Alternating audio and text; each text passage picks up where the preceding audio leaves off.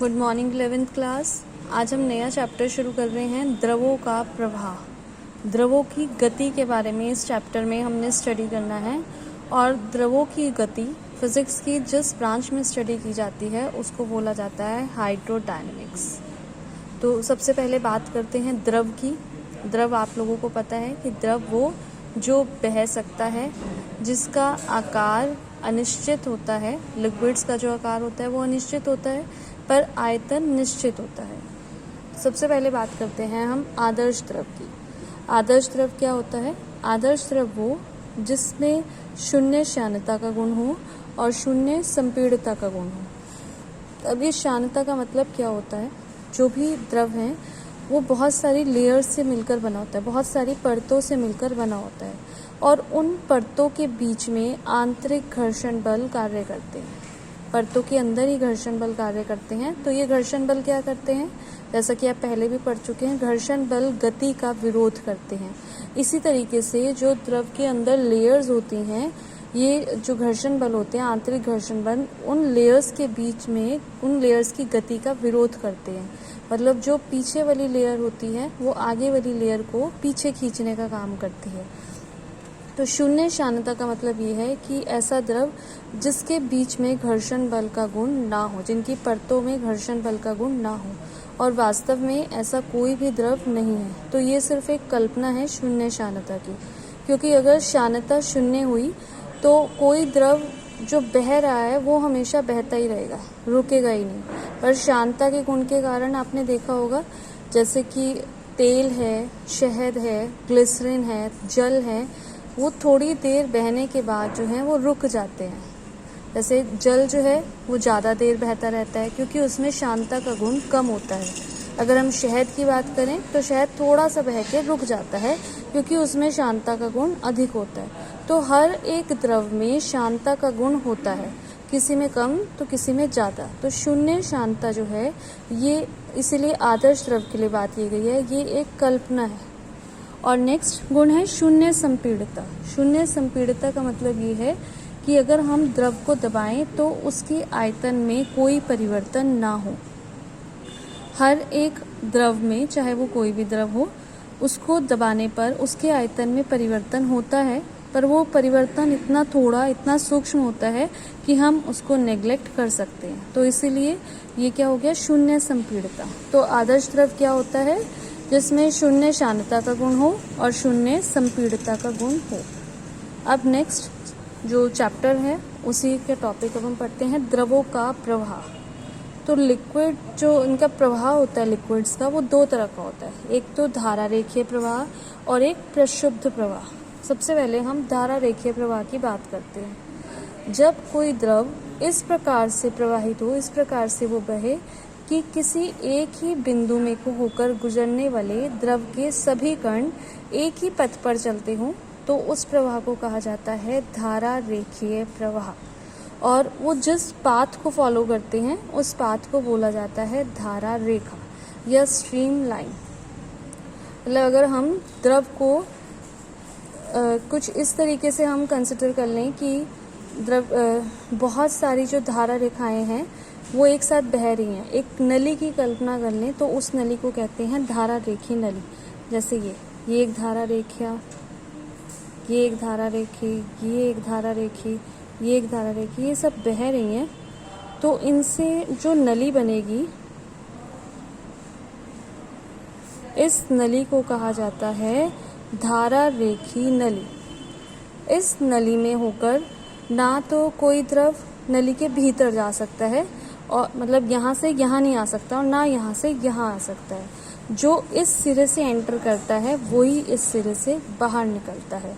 अब धारा रेखीय प्रवाह का मतलब आप सिंपली देखिए, जैसे कोई आप टैप ऑन करते हैं, कोई टंकी आप ऑन करते हैं, उसको जब आप स्लो ऑन करते हैं तो जो पानी है वो कैसे आता है? बिल्कुल एक नली की फॉर्म में आता है।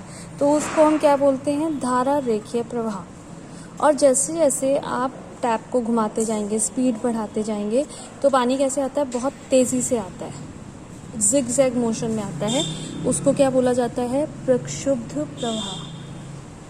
इसका मतलब क्या है कि एक लिमिट तक, एक वेलोसिटी मतलब स्पीड तक तो वेग जो प्रवाह है वो धारा रेखीय रहा, और जैसे जैसे हम टैप की स्पीड को बढ़ाते रहेंगे, उसकी वेलोसिटी को बढ़ा देंगे, तो प्रवाह कैसा हो गया, विक्षुब्ध प्रवाह। तो इससे एक और क्वेश्चन निकल के आता है, क्रिटिकल वेलोसिटी VC, जिसको हम क्रांतिक वेग भी बोलते हैं।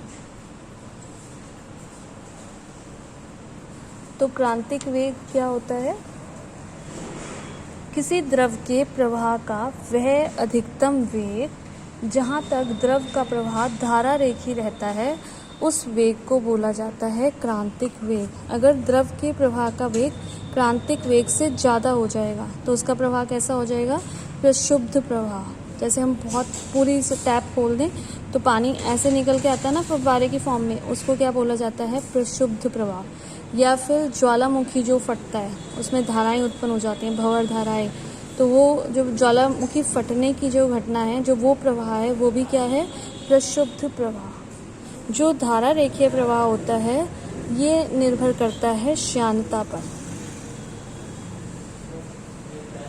और जो प्रक्षुब्ध प्रवाह है वो निर्भर करता है घनत्व पर। दोनों में डिफरेंस है। नेक्स्ट टॉपिक है द्रवों के बहने का अविरतता का सिद्धांत। ये काफ़ी इम्पॉर्टेंट सिद्धांत है क्योंकि इस चैप्टर में बर्नौली की थ्योरम है जो मोस्ट इम्पॉर्टेंट टॉपिक है और एग्ज़ाम में 100% आता है। तो उस टॉपिक में भी आपको द्रवों के बहने का अविरतता का सिद्धांत लगाना है। तो ये सिद्धांत क्या कहता है कि यदि कोई असंपीड्य तथा अश्यान द्रव, असंपीड्य और अश्यान का मतलब क्या होता है, मतलब आदर्श द्रव, किसी असमान अनुप्रस्थ परिच्छेद वाली धारा रेखी नली में बहे तो नली में प्रत्येक स्थान पर अनुप्रस्थ परिच्छेद के क्षेत्रफल और द्रव के वेग का गुणनफल समान होता है। इसमें क्या कहा कि अगर कोई आदर्श द्रव जो है किसी असमान परिच्छेद वाली नली में को बहे, तो ये नली हमने बनाई असमान परिच्छेद वाली। आप देख रहे हैं यहाँ जो एरिया है इसको हम A1 ले लेते हैं, यहाँ का एरिया ज़्यादा है, और यहाँ का जो एरिया है इसको हम ले लेते हैं A2, ये एरिया कम है। यहाँ पर जो द्रव है इसका वेग हम ले लेते हैं V1, और यहाँ जो द्रव बाहर निकलेगा इस नली में से उसका वेग ले लेते हैं हम V2। तो अविरतता का सिद्धांत क्या कहता है कि एक सिरे पर क्षेत्रफल और वेग का गुणनफल A1 V1 is equal to दूसरे सिरे पर क्षेत्रफल और वेग के गुणनफल के A2 V2, या हम इसको इस तरीके से भी लिख सकते हैं, A और V का जो गुणनफल है वो है कांस्टेंट। तो इसका मतलब ये है कि जहाँ पर क्षेत्रफल ज़्यादा है, यहाँ की अगर हम बात करें, जहाँ क्षेत्रफल ज़्यादा है वहाँ पर द्रव का वेग कम होगा, और जहाँ पर क्षेत्रफल कम है वहाँ पर द्रव का वेग क्या होता है, ज़्यादा होता है। आप इसको बिल्कुल सिंपल एक एग्जांपल से समझ सकते हैं। जैसे जो पानी का पाइप होता है उसमें से जब पानी बाहर आ रहा होता है उसकी स्पीड को देखिए, और पाइप को आप थोड़ा सा दबा दीजिए आगे से। दबाने का मतलब क्या है कि क्षेत्रफल हमने कम कर दिया। जो पानी बाहर आ रहा था पूरे होल में से पहले तो आ रहा था बाहर, फिर हमने इतना दबा दिया तो क्षेत्रफल क्या हो गया, कम हो गया। तो जो बचा हुआ हिस्सा है उस क्षेत्रफल में से पानी बहुत ज़्यादा स्पीड से बाहर आता है। तो जब क्षेत्रफल पूरा था स्पीड कम थी, क्षेत्रफल ज़्यादा स्पीड कम, और जब हमने क्षेत्रफल कम कर दिया तो स्पीड क्या हो जाती है, ज़्यादा। ये कौन सा सिद्धांत है, द्रवों के बहने का अविरतता का सिद्धांत। नेक्स्ट टॉपिक, बहते द्रव की ऊर्जाएं, या फिर जो द्रव प्रवाहित हो रहा होता है उसमें कौन कौन सी ऊर्जाएं होती हैं।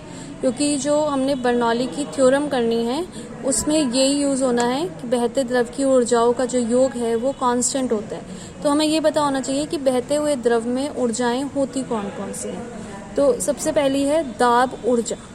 आपको पता है ऊर्जा बराबर किसके होता है, ऊर्जा बराबर होता है कार्य के, और कार्य बराबर किसके होता है, बल गुणा विस्थापन के। अब अगर हम द्रव की बात कर रहे हैं, हमें पता है P pressure is equal to F/A के। अगर हम द्रव की बात कर रहे हैं तो F बराबर किसके होता है, P इंटू A। तो P इंटू ए और विस्थापन सपोज एल, P इंटू ए इंटू एल। अब ये ए और एल क्षेत्रफल और लंबाई जो है ये होती है आयतन। तो दाब ऊर्जा जो है वो किसके बराबर होती है, P इंटू वी के।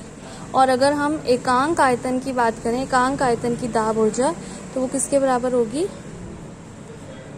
P। एकांक आयतन की दाब ऊर्जा बराबर P। इसी तरीके से गतिज ऊर्जा हाफ mv²। जैसे यहाँ पर हमने एकांक आयतन की दाब ऊर्जा निकाली, वैसे ही एकांक आयतन की गतिज ऊर्जा m/v।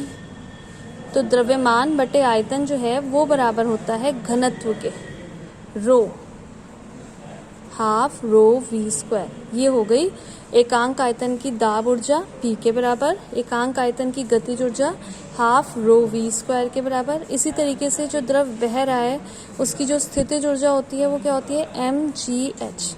यहाँ पर भी अगर हम एकांक आयतन की स्थितिज ऊर्जा की बात करें, m/v, ये भी क्या हो गया, रो gh। तो जो द्रव बह रहा होता है उसमें 3 तरह की ऊर्जा होती हैं, एकांक आयतन की दाब ऊर्जा P, एकांक आयतन की गतिज ऊर्जा हाफ रो v², एकांक आयतन की स्थितिज ऊर्जा रो gh। अब हम बात करते हैं बर्नौली की थ्योरम की। जब भी आपको बर्नौली की थ्योरम आएगी, मैंने यहाँ लिखा भी है मोस्ट इम्पॉर्टेंट, जनरली ये क्वेश्चन 4.5 नंबर का आता है, जिसमें से 1 नंबर इसकी स्टेटमेंट का होता है। तो स्टेटमेंट क्या है कि जब कोई असंपीड्य तथा अशांत द्रव या गैस, आप असंपीड्य तथा अशांत की जगह सिंपली आदर्श भी लिख सकते हैं, क्योंकि आदर्श का मतलब ही क्या है, असंपीड्य तथा अशांत। जब कोई असंपीड्य तथा अशांत द्रव एक स्थान से दूसरे स्थान तक धारा रेखीय प्रवाह में प्रवाहित होता है, तो उसके मार्ग के प्रत्येक बिंदु पर इसकी प्रति एकांक आयतन की कुल ऊर्जा, प्रति एकांक आयतन की कुल ऊर्जा कौन कौन सी, दाब ऊर्जा इट मीन्स P, गतिज ऊर्जा it means half rho v², और स्थितिज ऊर्जा रो gh, इन तीनों का योग नियत रहता है। मतलब P plus half rho v² plus rho gh is equal to constant. ये मोस्ट इम्पॉर्टेंट है बर्नौली की थ्योरम, इसका स्टेटमेंट भी और इसका डेरिवेशन भी। जब कोई आदर्श द्रव या गैस किसी धारा रेखीय प्रवाह में बहता है, तो उसके प्रत्येक मार्ग के प्रत्येक बिंदु पर दाब ऊर्जा, प्रति एकांक आयतन की दाब ऊर्जा, गतिज ऊर्जा और स्थितिज ऊर्जा का योग नियत रहता है। अब मैं आपको एक्सप्लेन करती हूँ इसका डेरिवेशन। इसका डायग्राम आपके बुक वाले डायग्राम से डिफरेंट है, पर ये ज़्यादा इजी है। वैसे आपकी चॉइस है, आप जिस मेथड से मर्जी करना। तो हमने एक धारा रेखी नली ले ली, असमान परिच्छेद वाली। यहाँ क्षेत्रफल है A1, यहाँ का क्षेत्रफल है A2, और A1 क्षेत्रफल जो है वो A2 से ज़्यादा है। इसका मतलब ये वाला वेग इससे, इस वेग से क्या होगा, कम होगा, अविरतता के सिद्धांत से। यहाँ मैंने लिखा भी हुआ है A1 ग्रेटर देन A2, इसलिए V2 ग्रेटर देन V1। ये नली का X सिरा है, ये नली का Y सिरा है। यहाँ पर दाब P1 है, यहाँ पर दाब P2 है। ये क्षैतिज है, और ये नली का जो X सिरा है ये क्षैतिज से H1 ऊंचाई पर है, और ये वाला जो सिरा है ये नली से H2 ऊंचाई पर है। जितना जल यहाँ एंटर करेगा उतना ही जल यहाँ से बाहर निकलेगा। सपोज M द्रव्यमान का जो जल है यहाँ से एंटर करा और यहीं से बाहर निकला। अब हम स्टार्ट करते हैं डेरिवेशन। तो सबसे पहले 1 सेकंड में नली में प्रवेश करने वाले द्रव पर किया गया कार्य। आपकी बुक में यहाँ पे मिसप्रिंट है, उसको आप ठीक करिएगा। जो द्रव यहाँ एंटर करेगा, तो एंटर कराने के लिए हमें उस पर कार्य करना पड़ेगा। इट मीन्स द्रव पर किया गया कार्य, और कार्य बराबर बल गुणा विस्थापन F into S1, F1 S1। और 1 सेकंड की बात कर रहे हैं, तो हमने क्या किया, इसको 1 से भाग दे दिया। तो विस्थापन बटे समय किसके होता है, वेग के, F1 V1। और F1 द्रव के लिए F किसके बराबर होता है, P A के। तो W1 is equal to P1 A1 V1। अब नेक्स्ट 1 सेकेंड में, क्योंकि जितना जल यहाँ से एंटर करेगा उतना ही बाहर भी निकलेगा, तो 1 सेकेंड में नली में प्रवेश करने वाले द्रव, सॉरी यहाँ प्रवेश नहीं आएगा, नली से बाहर निकलने वाले,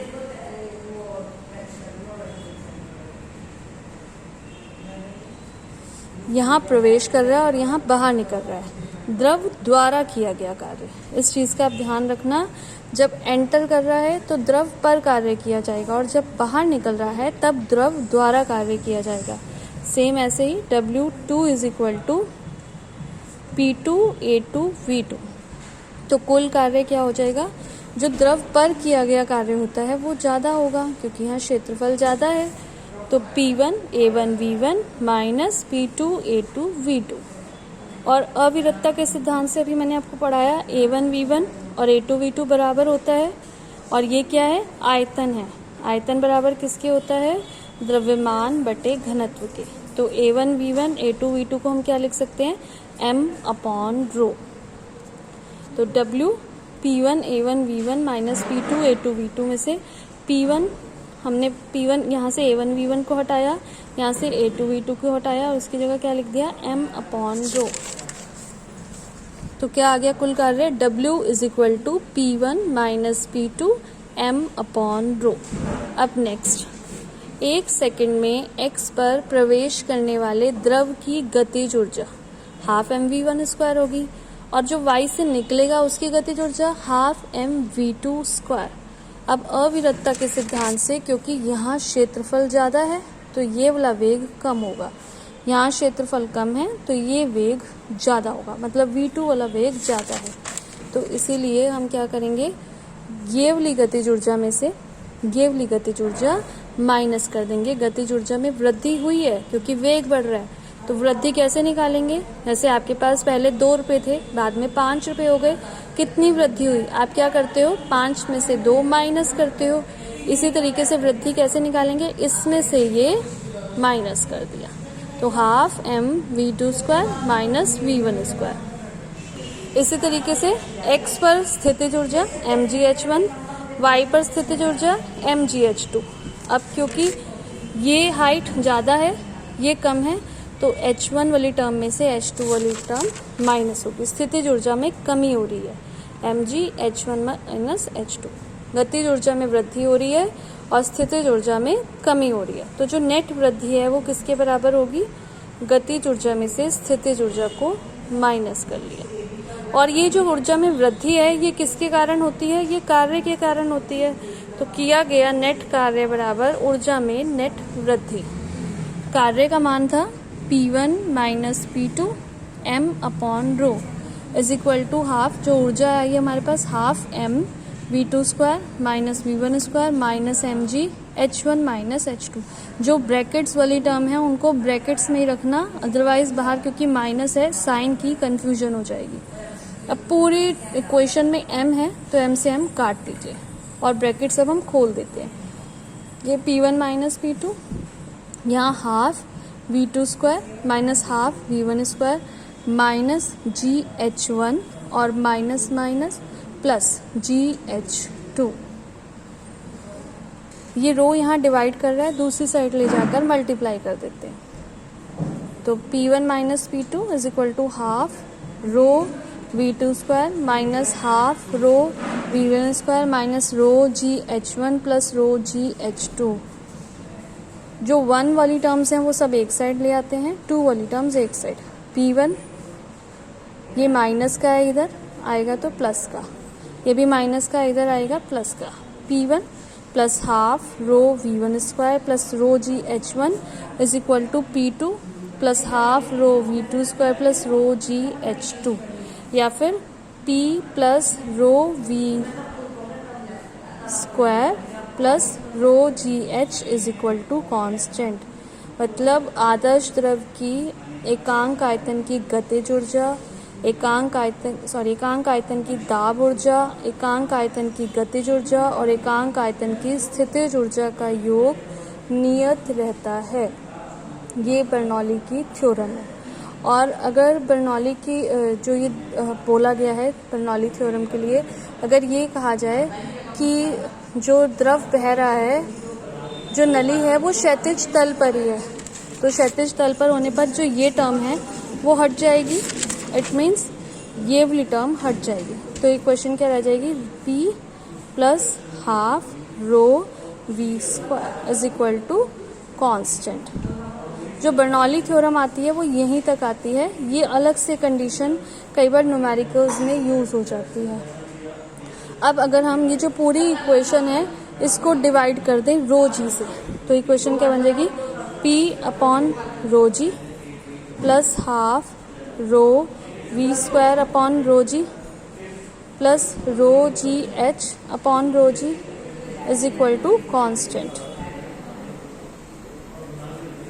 रो से रो गया, रो जी से रो जी गया, तो एक हमारे पास टर्म आई P अपॉन रो जी, एक टर्म आई V स्क्वायर अपॉन 2G और एक टर्म आई H। अब इनके अलग अलग नाम हैं। P अपॉन रो जी को कहा जाता है दाब शीर्ष। ये कई बार न्यूमेरिकल्स में पूछ लिया जाता है कि दाब शीर्ष बताइए। इसको कहा जाता है वेग शीर्ष और इसको कहा जाता है गुरुत्वीय शीर्ष। कई बार बर्नौली के थ्योरम के साथ भी आ जाता है कि बर्नौली की थ्योरम प्रूव करने के बाद दाब शीर्ष, वेग शीर्ष और गुरुत्वीय शीर्ष बताइए। और इन तीनों की जो विमाएं होती हैं वो तीनों की विमाएं इक्वल होती हैं L के। इसके अलावा बर्नौली के थ्योरम के जो अनुप्रयोग हैं, एप्लीकेशंस हैं, वो भी मोस्ट इम्पॉर्टेंट हैं। वो अब आपको नेक्स्ट वीडियो में बताए जाएंगे।